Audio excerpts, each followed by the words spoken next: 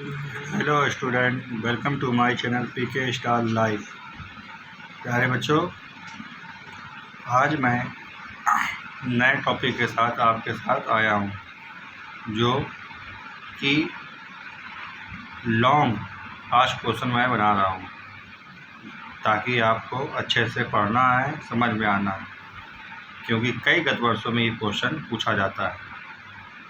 प्यारे बच्चों, आज हम लोग डिस्कस करते हैं मिताक्षरा क्या है और दाएं भाग क्या है और दाएं भाग मिताक्षरा में अंतर। ये बच्चों कई गत वर्षों में क्वेश्चन पूछा गया है ताकि आपको अच्छे से पढ़ना और समझना है। वीडियो हमारा पसंद आए तो लाइक करें, सब्सक्राइब करें और बेल आइकन का बटन दबा दें, जिससे हमारे द्वारा वीडियो डाला जाए तो उसका नोटिफिकेशन आपको समय पूर्वक मिलता रहे। प्यारे बच्चों, इस वीडियो का पीडीएफ पाने के लिए हमारा चैनल टेलीग्राम पीके स्टार लाइव को ज्वाइन कर लीजिए। इसका लिंक हमारे डिस्क्रिप्शन बॉक्स में बच्चों पड़ा है। बच्चों, समय कम व्यतीत करते हुए हम लोग टॉपिक की ओर चलते हैं कि मिताक्षरा किसे कहते हैं। ये बच्चों शॉर्ट में भी क्वेश्चन आता है और लॉन्ग में भी क्वेश्चन आता है। लॉन्ग में क्वेश्चन इस प्रकार से आता है कि मिताक्षरा क्या है, मिताक्षरा एवं दाएं भाग में अंतर स्पष्ट कीजिए। तो प्यारे बच्चों, आपको पहले मिताक्षरा के बारे में बताना है, फिर दाएं भाग के बारे में बताना है। इसके बाद दोनों में अंतर स्पष्ट करेंगे। लॉन्ग बच्चों कम से कम 3 पेज का क्वेश्चन होना चाहिए। 3 पेज से कम आप क्वेश्चन लिखते हो तो आपको एग्जामिनर नंबर कम देगा। ताकि अब बच्चों कॉपी कैसी आती है एलएलबी में, कॉपी पहले आती थी लंबे में कॉपी आती थी, अब बिल्कुल स्ट्रेट में कॉपी आती है, ताकि आपको 3 पेज कम से कम लॉन्ग में लिखना पड़ेगा, तब आपको नंबर पूरे दिए जाएंगे। प्यारे बच्चों, चलिए अब हम लोग टॉपिक की ओर चलते हैं कि मिताक्षरा किसे कहते हैं। मिताक्षरा न केवल एक भाषा है, वरना ये स्मृतियों पर एक प्रकार का निबंध है बच्चों, जो कि 11वीं शताब्दी के अंत में अथवा 12वीं शताब्दी के प्रारंभ में लिखा गया बच्चों। यह सर्वश्रेष्ठ विधि शास्त्री आंध्र प्रदेश के निवासी विज्ञानेश्वर द्वारा लिखित याज्ञवल्क्य स्मृति पर आधारित है बच्चों। यह एक उच्च कोटि का भाष्य है, जो हिंदू विधि की एक शाखा के संस्थापक हैं।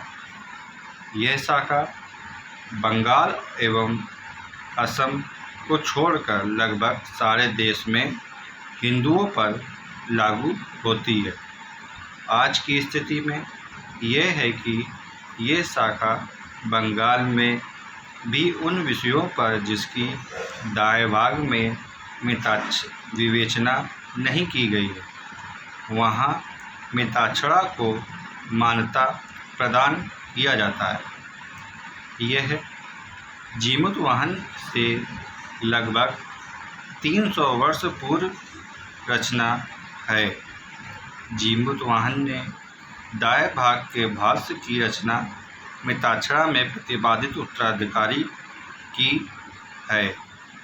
निकट स्थिति में कि ये नियम के विरोध किया गया था और उन्होंने इस सिद्धांत की परिकल्पना एवं संज्ञानता में पारलैंगिक प्रभाव के आधार पर उत्तराधिकारी का नियम प्रतिपादित किया था।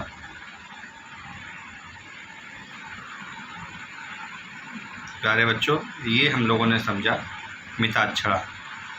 अब हम लोग समझेंगे दाएं भाग। ये बच्चों टॉपिक है LLB, BA LLB first semester Hindu law, ताकि आपको अच्छे से समझ में आ सके। अब हम लोग चलते हैं कि दाएं भाग किसे कहते हैं। प्यारे बच्चों, मिताक्षरा तो हमने बता दिया। अब हम लोग दाएं भाग के बारे में जानकारी करते हैं। दाएं भाग बच्चों, अब हम लोग जानकारी करते हैं कि दाएं भाग क्या होता है।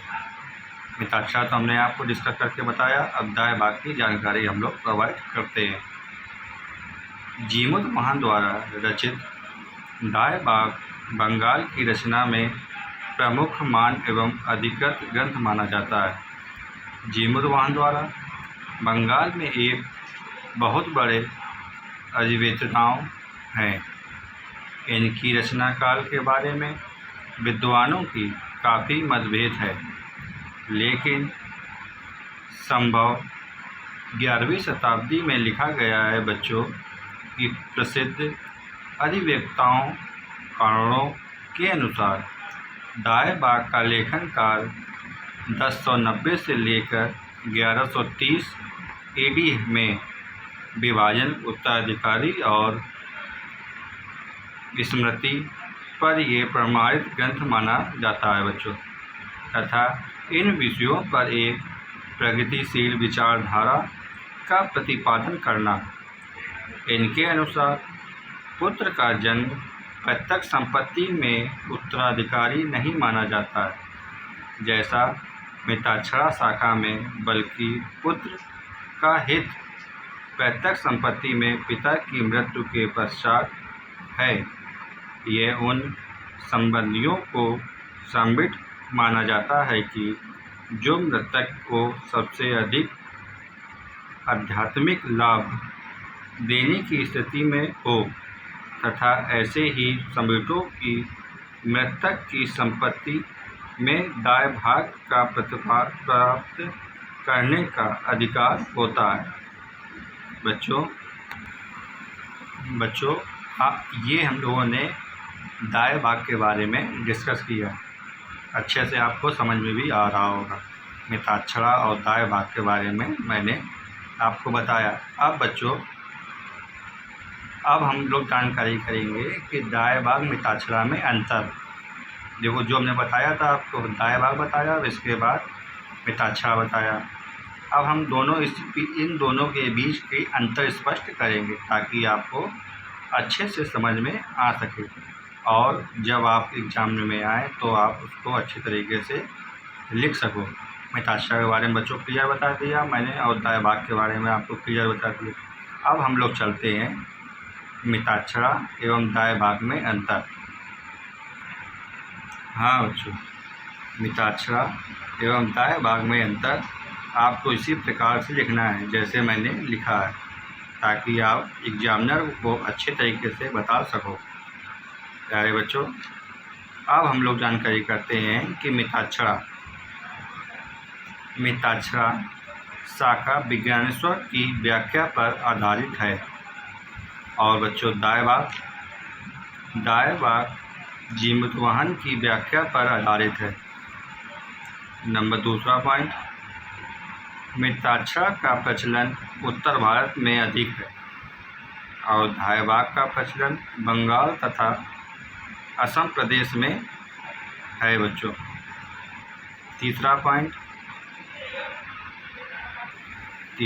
बच्चों, मिताक्षरा में सदाईकी को संपत्ति का अधिकार जन्म से मिलता है, अतः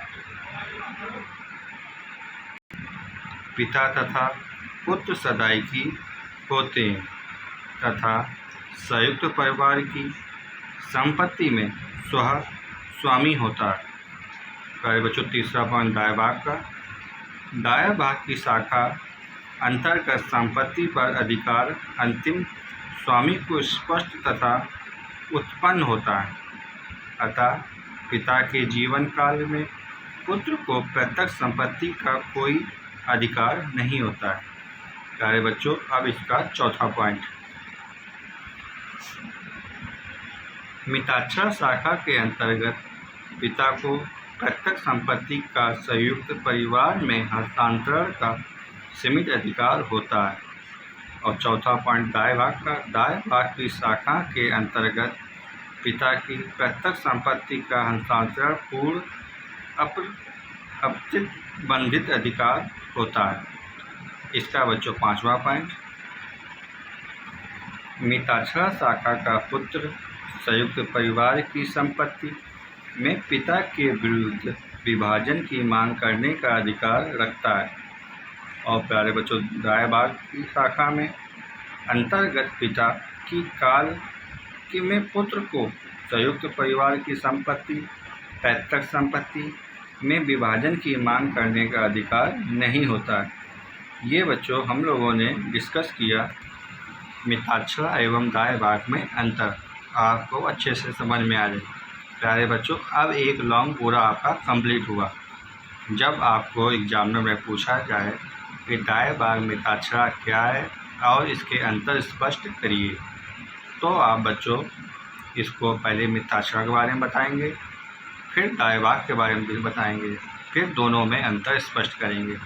आप इस प्रकार लिखेंगे तो आपको एग्जामिनर नंबर पूरे देगा। और बच्चों शॉर्ट में पूछा जाए कि मिताक्षरा क्या है, तो मिताक्षरा तो फिर आपको अंतर लिखने की ज़रूरत नहीं है, जब पूछा जाए तभी आपको अंतर लिखना है बच्चों। और दाएं भाग क्या है तब आपको लिखना।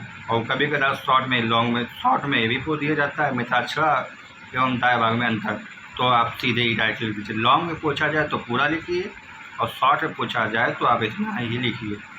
अब बच्चों हिंदू लॉ का दूसरा मोस्ट इम्पॉर्टेंट क्वेश्चन बताने जा रहा हूँ, जिससे आपकी एग्ज़ाम की तैयारी कंठस्थ एवं अच्छी हो सके। प्यारे बच्चों, ये दूसरा क्वेश्चन। पहले तो मैंने क्वेश्चन बताया मिताक्षरा क्या है, दाएं भाग क्या है और इसके अंतर। अब बच्चों दूसरा लॉन्ग क्वेश्चन कि शून्य विवाह क्या है और शून्यकर्णी विवाह क्या है और दोनों में अंतर। आपको अच्छे से ये पढ़ना और समझना है। प्यारे बच्चों, शॉर्ट में भी मैंने ये वीडियो बना चुकी हूँ ताकि आपको अच्छे से समझ में आ सके और आपको बड़ा वीडियो में किसी प्रकार की दिक्कत ना हो। प्यारे बच्चों, ये भी हिंदू लॉ का LLB BLLB फर्स्ट सेमेस्टर में हिंदू लॉ का ये क्वेश्चन है कि शून्य विवाह क्या होता है। तो बच्चों आज हम लोग डिस्कस करते हैं कि शून्य विवाह के बारे में। कभी कदार बच्चों ऐसे पूछा जाएगा आपको कि शून्य विवाह क्या है, शून्यकरण विवाह क्या है। इन दोनों में अंतर स्पष्ट कीजिए। तब आपको कम से कम 3 पेज का गिरी हालत में बच्चों लॉन्ग लिखना पड़ेगा। जब आप लॉन्ग लिखोगे तो आपको एग्जामिनर नंबर पूरे देगा। चलिए बच्चों, हम लोग टॉपिक की ओर चलते हैं कि शून्य विवाह क्या है, ये हम लोग समझते हैं। हिंदू विवाह अधिनियम 1955 की धारा 11 में शून्य विवाह के बारे में बताया गया। शून्य विवाह में कोई विवाह नहीं है बच्चों। शून्य विवाह एक ऐसा विवाह है जो कि कानूनी, बाध्य, गैर कानूनी, अमान्य है। यह ऐसा विवाह है जो कि शुक्रार्थ में ही अमान्य है, जैसे कि विवाह आया ना हो। यदि कोई पक्षकार दूसरा विवाह कर लेता है तो वह विवाह का दोषी नहीं होगा, क्योंकि कोई भी पढ़कर इस विवाह का शून्य मानकर चला सकता है। वह विवाह शून्य विवाह करने के बाद भी पेश कर सकता है। अब बच्चों शून्य विवाह के बारे में अब हम लोग सुनते हैं। एक राइटर ने अपना वाद लिखा है। बच्चों वाद आपको ज़रूर लिखना है, वाद लिखोगे तभी नंबर आपको पूरे मिलेंगे। अब हम लोग वाद के बारे में डिस्कस करते हैं। ये वाद बच्चों है, केस है लीला बनाम लक्ष्मी 1968 ALJ 683 में बच्चों ये लिखा गया था। इसमें कहा गया था कि शून्य विवाह के लिए न्यायालय की डिग्री की आवश्यकता नहीं होती है। प्यारे बच्चों, अब हम आपको एक उदाहरण बताएंगे जिससे आपको शून्य विवाह का पूरा क्लियर हो सके। प्यारे बच्चों, मैं आशा करता हूँ कि आपको वीडियो हमारा पसंद आ रहा होगा। चलिए बच्चों, उदाहरण। हिंदू विवाह के अंतर्गत यदि कोई भाई बहन विवाह कर ले तो वह पति पत्नी नहीं हो सकते, जिसके कुछ अपवाद हैं, जैसे रूढ़ी एवं प्रथाओं को छोड़कर। जैसे दक्षिण भारत में ये प्रथा है कि बुआ के लड़के या लड़की मामा के लड़के या लड़की से विवाह हो सकता है, मगर ऐसी प्रथा यही शून्य विवाह होती है। बच्चों आपको उदाहरण हमारा अच्छा समझ में आया भी होगा। अब हम लोग बच्चों चलते हैं शून्य विवाह के बारे में। बच्चों आपको अच्छा समझ में भी आया होगा। अब हम लोग चलते हैं कि शून्यकरण विवाह क्या होता है। हाँ बच्चों, शून्यकरण विवाह हिंदू विवाह अधिनियम 1955 की धारा 12 में शून्यकरण विवाह के बारे में बताया गया है। ये बच्चों पहले मैंने शून्य विवाह बताया था, अब ये शून्यकरण विवाह। ये विवाह अलग है बच्चों, क्योंकि आप एक ही लिख दो शून्य विवाह, ये शून्यकरण विवाह अलग है। वो शून्य विवाह 11 में, धारा 11 में आता था, ये शून्यकरण विवाह धारा 12 में आता है। अब ये हम लोगों ने शून्यकरण विवाह में थोड़ा समझा। अब थोड़ा नीचे चलते हैं। जिस विवाह को किसी भी एक पक्षकार के अनुरोध में उसको रद्द किया जा सकता है, उसे शून्यकरण विवाह कहते हैं। ये विवाह कानूनी तौर पर मान्य होता है, लेकिन हिंदू विवाह में प्रावधान है कि इस शून्यकरण विवाह को विवाह के किसी भी पक्षकार द्वारा न्यायालय में याचिका पेश कर सकता है। विवाह को शून्यकरण घोषित कराया जा सकता है यदि उसमें एक ही पक्षकार की मृत्यु हो जाती है, तो वह शाखा शून्यकरण एवं डिग्री पारित नहीं की जा सकती। यदि दोनों पक्षकारों के जीवित होते ही तो वह विवाह के शून्य करने घोषित करने की कार्रवाई नहीं कर सकते। ये बच्चों हम लोगों ने समझा कि शून्यकरण क्या है। अब हम लोग एक उदाहरण बताएंगे ताकि आपको अच्छे से समझ में आ सके। उदाहरण बच्चों,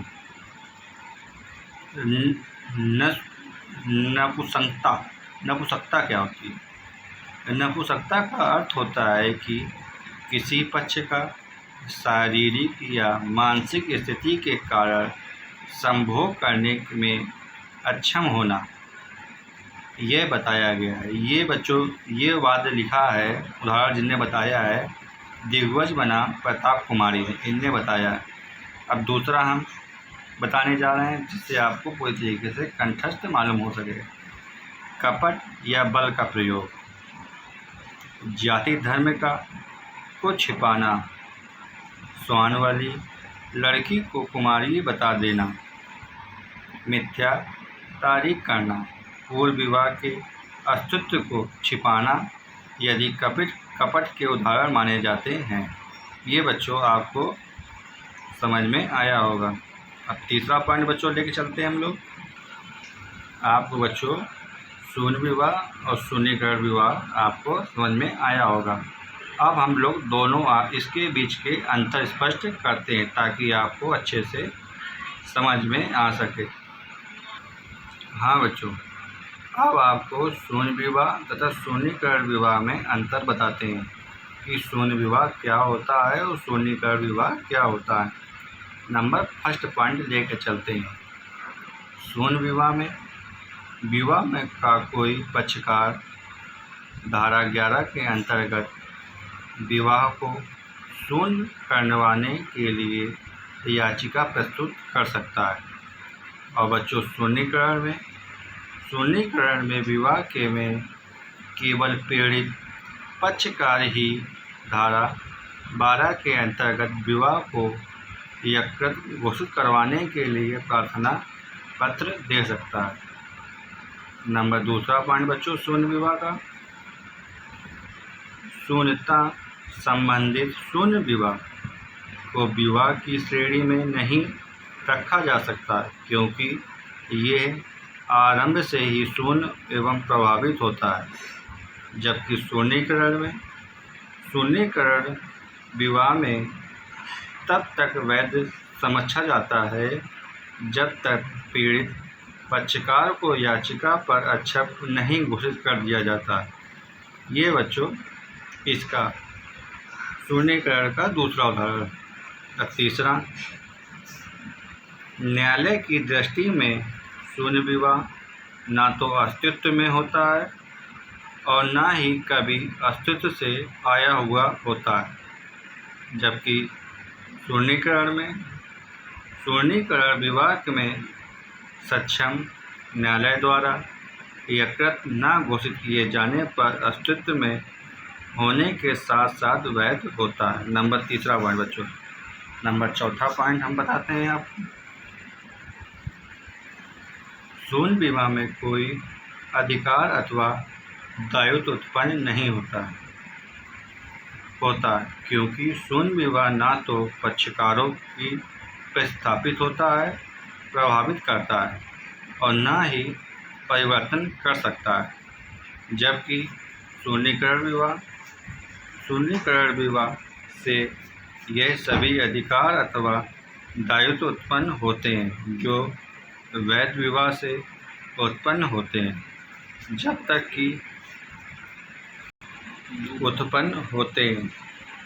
तक कि शून्यकरण विवाह की सक्षम न्यायालय द्वारा घोषित न किया जाए।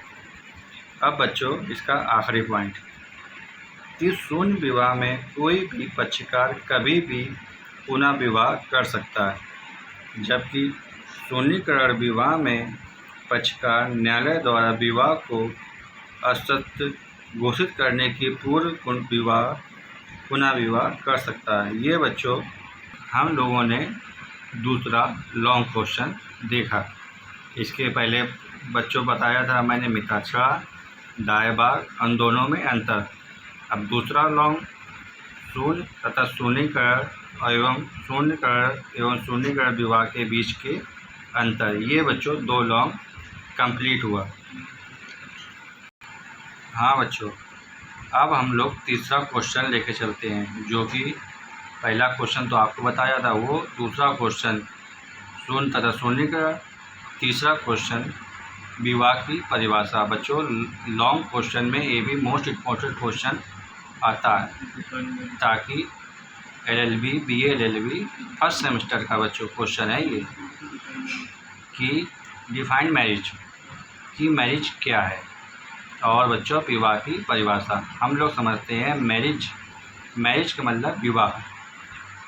सारे बच्चों हिंदू लॉ में मोस्ट इम्पोर्टेंट क्वेश्चन ये भी है, विवाह की परिभाषा। लॉन्ग में अधिकतर कई बार शॉर्ट में पूछा गया, मगर लॉन्ग में भी क्वेश्चन पूछा जाता है, ताकि हम आपको बता रहे हैं। ये बच्चों हम सबसे सरल भाषा में बता रहे हैं ताकि आपको अच्छे से समझ में आ सके। प्यारे बच्चों चलो हम लोग चालू करते हैं कि मैरिज की विवाह क्या है। वर के द्वारा कन्या को स्त्री के रूप में ग्रहण करने की स्वीकृति विवाह है बच्चों। ये बच्चों विवाह आपने समझा। अब हम लोग हिंदू धर्म में कन्या विवाह की पक्षकार नहीं होते हैं। पक्षकार कन्या का पिता तथा वर होता है, जिसको दान में कन्या दी जाती है। हिंदू विधि में कन्या के स्वामित्व का संपूर्ण अधिकार उसके पिता के द्वारा संरक्षक प्राप्त होता है, परंतु हिंदू धर्म में कन्या कोई वस्तु तथा सामग्री नहीं समझी जाती जिसे पिता किसी को भी दे दो। कन्या का दान एक सुयोग्य व्यक्ति को होना चाहिए। ये बच्चों आपने विवाह के बारे में जानकारी करी। ये बच्चों कन्यादान सबसे बड़ा दान होता है। अब मनु के अनुसार कन्या भले ही यौवन अवस्था को प्राप्त कर ली हो, भले ही उसे जीवन पर्यंत पिता के घर में रहना पड़े, किंतु पिता उसे विवाह में किसी ऐसे व्यक्ति को ना दे जो कि निर्गुणी अथवा गुणहीन हो। बच्चों, ये बच्चों विवाह हुआ। अब विवाह की आवश्यक शर्तें क्या क्या होती हैं, ये हम लोग डिस्कस करेंगे। हिंदू विवाह अधिनियम 1955 में यह वैध हिंदू विवाह के लिए कुछ शर्तें हैं जो निर्धारण किया गया है कि जिनका निम्न शीर्षकों के अंतर्गत अध्ययन किया जा सकता है। पहला बच्चों हम लोग डिस्कस करते हैं कि हिंदू विवाह की आवश्यक शर्तें। एक पत्नी का विवाह। यह बच्चों हिंदू विवाह अधिनियम 1955 की धारा 5(1) के अनुसार एक वैध विवाह के लिए यह प्रथम आवश्यक शर्तें हैं कि वर या वधू को जीवित पत्नी या पति के रहते से ना होकर एक जीवित पत्नी के रहते हुए किसी पुरुष द्वारा किया गया विवाह दूसरा विवाह शून्य तथा अमान्य होता है। अब बच्चों दूसरा पॉइंट, इसकी आवश्यक शर्तें दूसरी, पक्षकारों की सहमति। विवाह अधिनियम 1955 की धारा 5(2) के अनुसार के अंतर्गत वैध विवाह की द्वितीय शर्तें प्रतिपादित की गई हैं। इस अधिनियम को सन 1976 में संशोधन के पश्चात सम्मति तो यह पक्षकारों की सहमति को प्रावधान की गई है।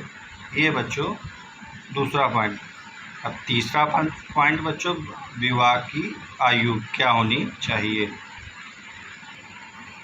तीसरा पॉइंट बच्चों, विवाह की आयु। हिंदू विवाह अधिनियम 1955 की धारा 5(3) के अंतर्गत वैध विवाह की तीसरी शर्त प्रतिपादित को की गई है। इस शर्त के अनुसार एक वैध हिंदू विवाह के लिए आवश्यक है कि विवाह के समय वर की उम्र कम से कम 21 वर्ष होनी चाहिए तथा वधू की उम्र कम से कम 18 वर्ष होनी चाहिए। परंतु यदि 15 वर्ष से कम उम्र की वधू का विवाह संपन्न होता है तो यह विवाह न तो शून्य है और न ही शून्यकरण, परंतु ये विवाह 15 वर्ष से कम उम्र की लड़की से विवाह को संपन्न कराने वाले लोगों को दंडित करने का प्रावधान करता है बच्चों। अब चौथा पॉइंट बच्चों हम लोग डिस्कस करते हैं कि चौथा पॉइंट क्या होता है। प्रतिबंधित डिग्री के ऊपर विवाह होना चाहिए। हिंदू विवाह अधिनियम 1955 की धारा 5(4) में चौथी एवं पांचवी स्त्री को प्रतिपादित करती है जो निम्न है। नंबर फर्स्ट पॉइंट बच्चों, विवाह के पक्षकार वर या वधू प्रतिपादित नातेदारी के अंतर्गत नहीं होना चाहिए, परंतु यदि उसमें प्रतिबंधित नातेदारी विवाह करने की प्रथा या रीति है बच्चों। अब हम लोग ये बच्चों तीसरा पॉइंट था विवाह की परिभाषा। ये तीसरा लॉन्ग है बच्चों। पहला मैंने बताया मिताक्षरा एवं दाएं भाग और दाएं भाग में अंतर। नंबर दूसरा लॉन्ग शून्य तथा शून्यकरण में अंतर। नंबर तीसरा लॉन्ग विवाह की परिभाषा। ये कम से कम बच्चों 3 पेज में आपको लिखना है, तभी आपको एग्जाम में नंबर पूरे देगा। अब बच्चों हम लोग चलते हैं बच्चों चौथा। जिसमें आप कभी कदार हिंदू विवाह की परिभाषा और पारस्परिक संबंधी में विवाह विच्छेद की टिप्पणी आ जाता है बच्चों क्वेश्चन में। तो आज हम लोग उसको डिस्कस करते हैं ताकि आपको किसी प्रकार भी एग्ज़ाम में क्वेश्चन आ जाए तो आपको छोड़ के ना आना पड़े। अब बच्चों हम लोग चलते हैं पारस्परिक सहमति से विवाह विच्छेद क्या होता है। विवाह विधि संशोधन अधिनियम 1976 की धारा 13 बा के अंतर्गत विवाह विच्छेद तथा तलाक के लिए एक और आधार प्रदान कर दिया गया है। इस धारा के अनुसार विवाह के दोनों पक्षकार द्वारा जिला अदालत में विवाह विच्छेद के लिए इस आधार पर याचिका दायर की जा सकती है कि वह दोनों पक्षकार 1 वर्ष से अधिक समय से अलग अलग रह रहे हों, वह एक साथ नहीं रह सकते हैं तथा आपस में यह तय कर चुके हैं कि विवाह विघटित कर दिया जाए। विवाह चाहे इस संशोधन अधिनियम 1976 के पूर्व में अथवा बाद में संपन्न किया गया रहा हो बच्चों। इस प्रकार की याचिका प्रस्तुत किए जाने को 6 महीने के बाद तथा 18 महीने के पूर्व होने के पक्षकार द्वारा किए गए प्रस्ताव पर यदि याचिका वापस नहीं ली जा सकती है बच्चों, तो न्यायालय पक्षकार की सुनवाई करने तथा इस प्रकार की जांच करने के लिए जैसा वह उचित समझता है, यदि इस बात को संतुष्ट है कि विवाह का विघटित करना आवश्यक है, तो वह उसे विवाह की अज्ञातमा एवं तिथि से विघटित कर सकता है। यह बच्चों पारस्परिक सहमति से विवाह विच्छेद की टिप्पणी जब बच्चों आए तो टिप्पणी आपको इसी प्रकार लिखनी है। यह बच्चों मैं आशा करता हूँ कि आपको हमारा वीडियो पसंद आया है। आज बच्चों मैंने 3 लॉन्ग को डिस्कस किया है। पहला क्वेश्चन मिताक्षरा क्या है, पहला क्वेश्चन मिताक्षरा और दायभाग, उन दोनों पर अंतर। नंबर दूसरा क्वेश्चन शून्य एवं शून्यकरण विवाह क्या है, इन दोनों में अंतर। नंबर तीसरा विवाह की परिभाषा एवं विवाह विच्छेद की टिप्पणी। ये बच्चों 3 मैंने लॉन्ग क्लियर करे।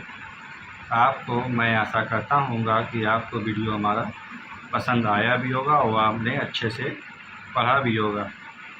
हमारा यूट्यूब चैनल बच्चों पीके स्टार लाइव, इसको आप सब्सक्राइब करें, अच्छा लगे तो सब्सक्राइब करें और बेल आइकन का बटन दबा दें ताकि हमारे द्वारा शॉर्ट क्वेश्चन एवं लॉन्ग क्वेश्चन डाला जाए तो उसका वीडियो आपको समयपूर्वक मिलता रहे।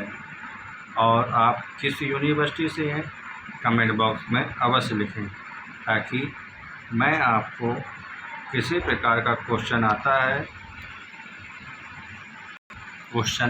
है तो आप उसको लिख सको। प्यारे बच्चों, आप अपने दोस्तों को भी वीडियो शेयर करो ताकि आपकी एग्ज़ाम की तैयारी अच्छी हो सके और आपके फ्रेंडों की भी एग्ज़ाम की तैयारी अच्छी हो सके। प्यारे बच्चों, इस वीडियो का PDF पाने के लिए हमारा चैनल टेलीग्राम पीके स्टार लाइव को ज्वाइन कर लीजिए। इसका लिंक हमारे डिस्क्रिप्शन बॉक्स में बच्चों पड़ा है। वहाँ पर आपको मिताक्षरा क्या है, दायभाग क्या है, इन दोनों में अंतर का वीडियो का PDF। नंबर दूसरा बच्चों लॉन्ग क्वेश्चन शून्य तथा शून्यकरण और दोनों में अंतर, इसका दूसरा बच्चों लॉन्ग का PDF। नंबर तीसरा विवाह की परिभाषा इसका बच्चों और विवाह विच्छेद की टिप्पणी, इसका तीनों का बच्चों PDF आपको वहाँ पर मिल सकेगा, जिससे आप एग्ज़ाम की तैयारी कंठस्थ एवं मजबूत हो सकेगी।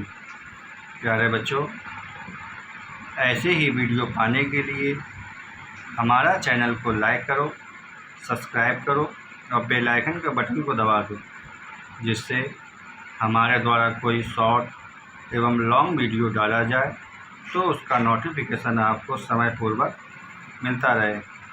प्यारे बच्चों, सफलता ही परिश्रम की कुंजी होती है। आप परिश्रम नहीं करोगे तो सफलता आपके कद नहीं चूमेगी। ताकि परिश्रम करना बहुत आवश्यक है। आप किस यूनिवर्सिटी से हैं, कमेंट बॉक्स में अवश्य लिखें, ताकि हमें मालूम हो सके कि बच्चों किस यूनिवर्सिटी से कमेंट कर रहे हैं। और किसी प्रकार की यूनिवर्सिटी द्वारा कुछ नोटिफिकेशन आता है तो मैं आपके कमेंट के द्वारा, वीडियो के द्वारा मैं डिस्कस कर सकता हूं। किसी प्रकार के आपका क्वेश्चन रिलेटिव द्वारा दिक्कत आती है तो कमेंट में आप अवश्य लिखें, ताकि मैं आपके सवालों का जवाब आसानी से दे सकूं। प्यारे बच्चों, वीडियो की समाप्ति की ओर हम लोग आगे बढ़ रहे हैं, और वीडियो आपको पसंद आए तो लाइक करें, सब्सक्राइब करें। और प्यारे बच्चों, समय कम होते टॉपिक को हम लोग ख़त्म करते हैं, नए टॉपिक के साथ आपसे मुलाकात करते रहेंगे। जय हिंद, जय भारत।